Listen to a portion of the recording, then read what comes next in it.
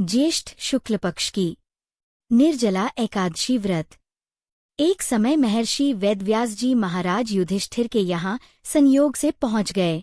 महाराज युधिष्ठिर ने उनका समुचित आदर किया और पाद्य देकर सुंदर आसन पर बैठाकर षोडशोपचार पूर्वक उनकी पूजा की। जब महर्षि सब प्रकार से निश्चिंत होकर बैठ गए तब भीमसेन ने हाथ जोड़कर उनसे कहा, भगवन, मैं बड़ी आपत्ति में पड़ा हुआ है, दया कर आप मुझको इस आपत्ति से बचाइए।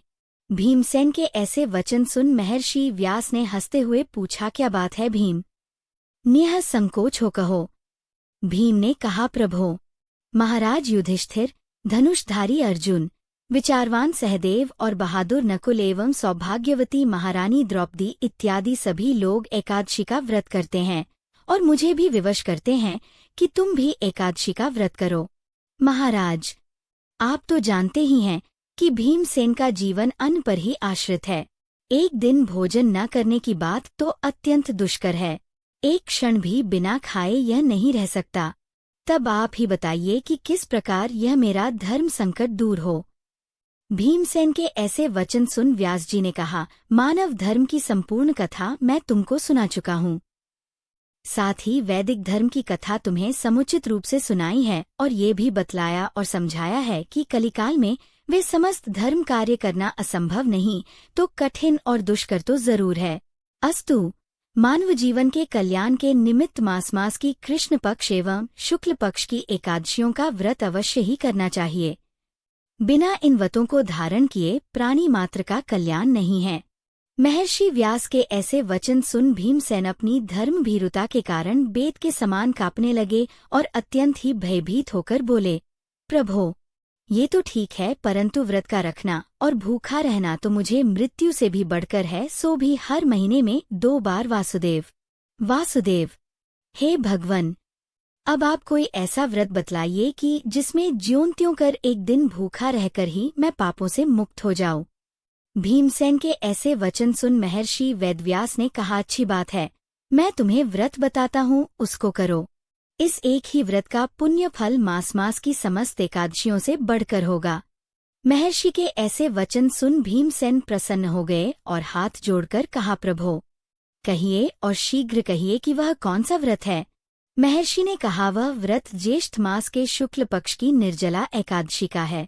तुम श्रद्धा भक्ति सहित दशमी को सोते समय भगवान को प्रणाम कर उनकी मानसिक पूजा करो और हाथ जोड़कर अपने मन में इस प्रकार संकल्प करो कि प्रभो, कल मैं ज्येष्ठ मास के शुक्ल पक्ष की निर्जला एकादशी का व्रत करूंगा।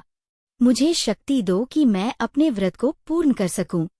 इस प्रकार प्रार्थना कर सो रहो। दूसरे दिन निर्जला एकादशी का दिन होगा। बिना खाए पिए निराहार और निर्जल रहो। यहाँ तक कि आचमन इत्यादि में भी जल न ग्रहण करो। इस व्रत के प्रभाव से स्त्री हो अथवा पुरुष, सभी के मंदराचल जैसे भीषण और महान पाप भी अवश्य ही नष्ट हो जाते हैं।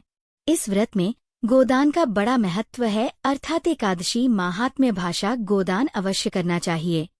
यदि कोई गोदान देने की सामर्थ्य न रखता हो तो उसे तांबा, पीतल या मिट्टी का पानी भरा हुआ घड़ा, उसमें थोड़ा सोना छोड़ और उसे नवीन वस्त्र में लपेट ब्राह्मण को श्रद्धा और भक्तिपूर्वक दान करना चाहिए।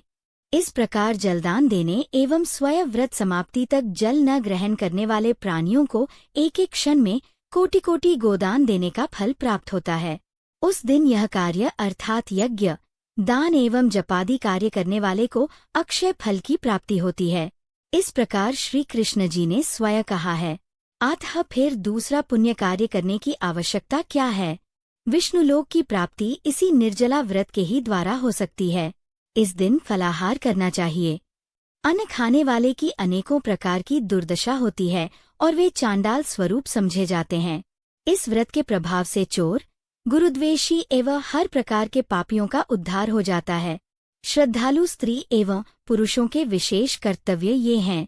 शेष शैया पर स्थित श्री विष्णु भगवान की भक्तिपूर्वक पूजा एवं धेनुदान तथा ब्राह्मणों को मिष्ठान का भोजन करा दक्षिणा देकर संतुष्ट करना चाहिए। निर्जला व्रत रखने वालों को गौ, वस्त्र, छत्र, शैया, कमंडलु आदि वस्तुओं का प्रेम पर्वक भक्तिसहित दान करना चाहिए। उपाना दान करने से स्वर्गगमन के हेतु सुवर्ण भूषित रथ प्राप्त होता है, और जो इसको भक्तिपूर्वक श्रवण करके तथा कीर्तन इत्यादि करके रात्रि जागरण करते हैं, वे मनुष्य बिना विघ्न स्वर्ग प्राप्त करते हैं।